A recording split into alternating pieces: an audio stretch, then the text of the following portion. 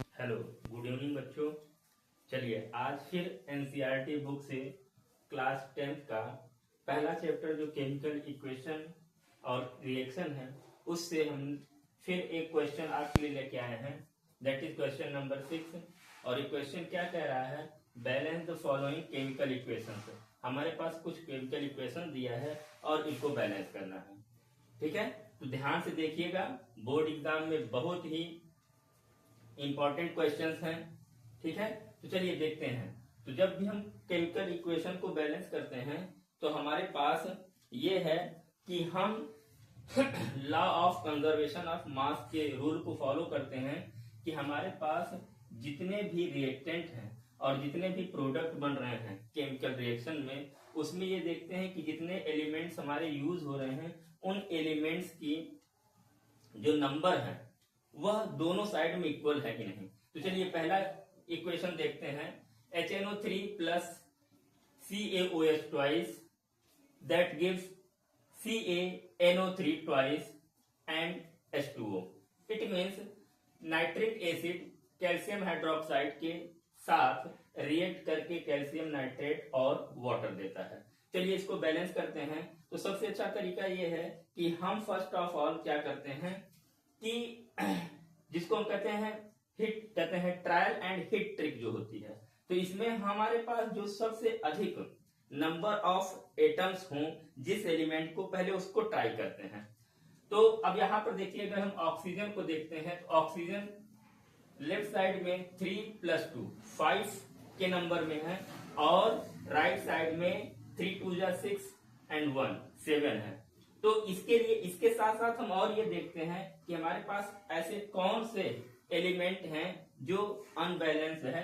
फिलहाल हम यहाँ पर देखते हैं, अगर हाइड्रोजन को भी कंसीडर करें तो हाइड्रोजन यहाँ पर 1 + 2 3 है और यहाँ पर हाइड्रोजन 2 है। तो अगर इसके लिए हम यहाँ पर 2 से मल्टीप्लाई कर दें तो hydrogen will be 4 atom number in right side and in the left side it remains 3। तो इसके लिए क्या करते हैं, हम लेफ्ट साइड में नाइट्रिक एसिड को भी 2 से मल्टीप्लाई कर देंगे तो हाइड्रोजन एटम कितने हो गए? 4 और 4। ठीक है, इसी के साथ साथ हमारे पास नाइट्रोजन को अगर हम कंसीडर करते हैं तो नाइट्रोजन हमारे यहाँ पर 2 है और यहाँ पर भी 2 हो गया। ऑक्सीजन देखें, 3 × 2 = 6 6 + 2 8 and oxygen in right side 3 × 2 = 6 + 2 8। Calcium already balance है। क्लियर बेटा? नेक्स्ट इक्वेशन पे चलते हैं।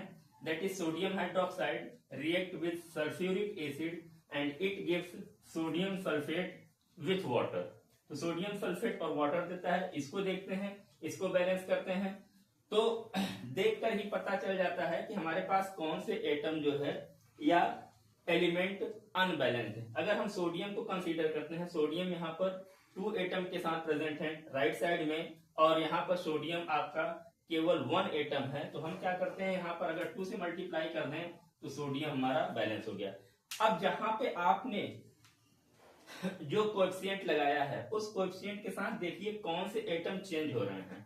तो जो एटम चेंज होते हैं उन्हीं को हम फिर कंसीडर करते हैं। अगर हम ऑक्सीजन की बात कर रहे हैं तो ऑक्सीजन 2 और 4 6 एटम प्रेजेंट हैं और यहाँ पर ऑक्सीजन 4 और 1 5 है। तो इसके लिए क्या करते हैं, हम यहाँ पर अगर 2 से मल्टीप्लाई कर दें तो 2 oxygen and 4 6 and 6 both side. In case of hydrogen, hydrogen already balance हो गया, सल्फर 1 एटम के साथ प्रेजेंट है। So this equation is also balance.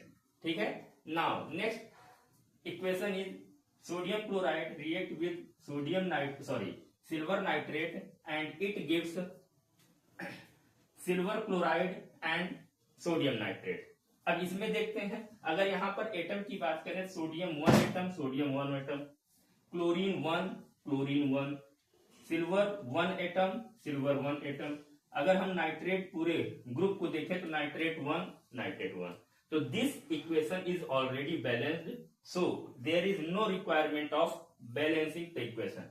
Now next equation is barium chloride react with sulfuric acid and it gives barium sulfate and HCl, that is hydrochloric acid. Now we will try to balance it. Here we consider the hydrogen atom.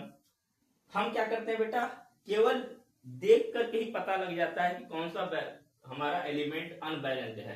अगर हम hydrogen को consider करें तो hydrogen यहाँ पर 2 atom के साथ है और यहाँ पर केवल 1 एटम है। तो अगर हम यहाँ पर 2 से मल्टीप्लाई कर दें तो hydrogen will be equal in both side. Hydrogen 2 atom के साथ लेफ्ट साइड में है, 2 एटम राइट साइड में। और क्लोरीन की बात करें तो क्लोरीन भी बैलेंस हो गया, बेरियम ऑलरेडी बैलेंस्ड है और सल्फर ऑलरेडी इक्वल नंबर में है बोथ साइड में, और ऑक्सीजन भी। So these are equations are completely balanced.